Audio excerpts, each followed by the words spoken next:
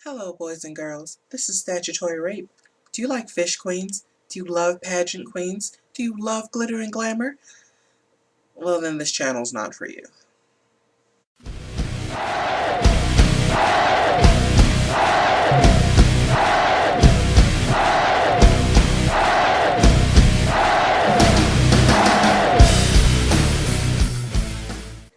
Well, hello out there, you sick little bastards in the internet world.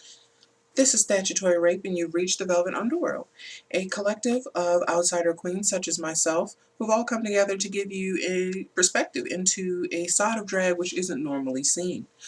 A little about myself. I'm 27. I'm from Hagerstown, Maryland, and if you've never heard of Hagerstown, then you've probably lived a decent life. I just started drag about 10 months ago, and I'm just breaking into the scene, which can be very, very difficult for a queen like me. A lot of my influences stem from metal bands and goth bands and things like that. I've always been a really big fan of death and black metal. Dimmu Borgir and Nile and Cannibal Corpse and, those kinds of bands who have fallen in love with. Black metal's been a huge influence of mine, everything from Svarter Strid to Zaster and all those kinds of bands. And I wanted to incorporate a lot of those images into drag. How I got started into drag was RuPaul's Drag Race. um, I was watching it, and I really, really liked it.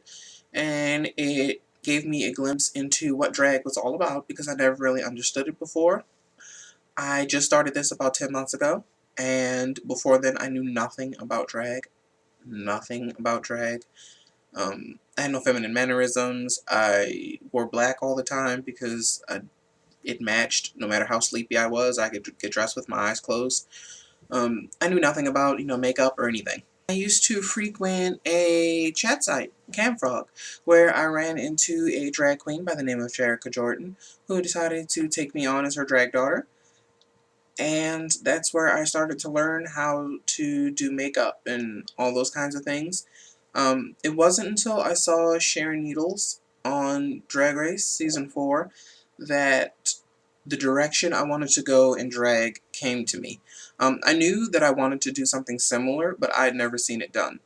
A lot of the queens that I had seen were more fish queens and more, happy, upbeat kind of queens, and I always preferred darker images.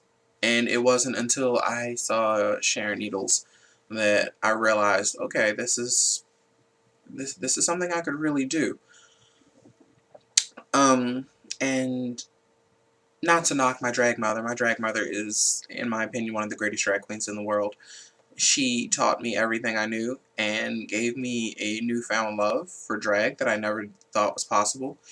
If I could meet me years ago, back then, and he could see me now, yeah, he'd probably see a therapist. But I love drag. I have a deep appreciation for it, and the more I learn, the more I love. And I'm starting to see the whole broad spectrum of drag, not just fish queens, not just, pageant queens, or, not just the sloppy Halloween queens you see that do it once a year and look a hot mess.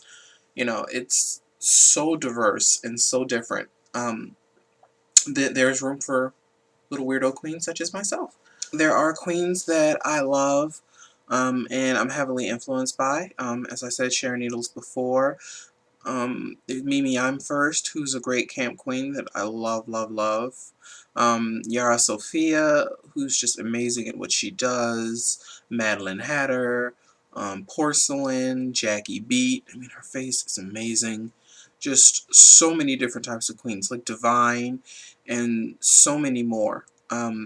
To me, they take the feminine of what drag is about and turn it into this larger-than-life caricature that I love, and I always wanted to emulate that. And speaking of non-traditional, non-mainstream queens, I'm hoping that this collab will unify more queens such as myself, as well as give inspiration and influence to queens who are just starting, or people interested in drag who prefer an alternative to what they normally see and they're not sure if they can do it.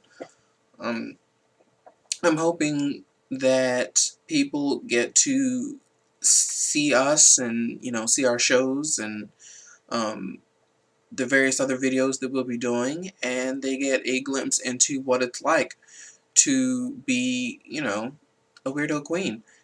It's not always easy. Um, some scenes are a lot more acceptive of different types of queens, and some are not. But the queens from the Velvet Underworld are very diverse and from different parts of the world, so you get to get a little bit of what it's like for each of us going through our drag careers. Thanks for watching, and be sure to subscribe and check all the queens out on Facebook. There will be more to come. Makeup tutorials and challenges and question and answers and circle jerks and, well, maybe not that last one. Or maybe.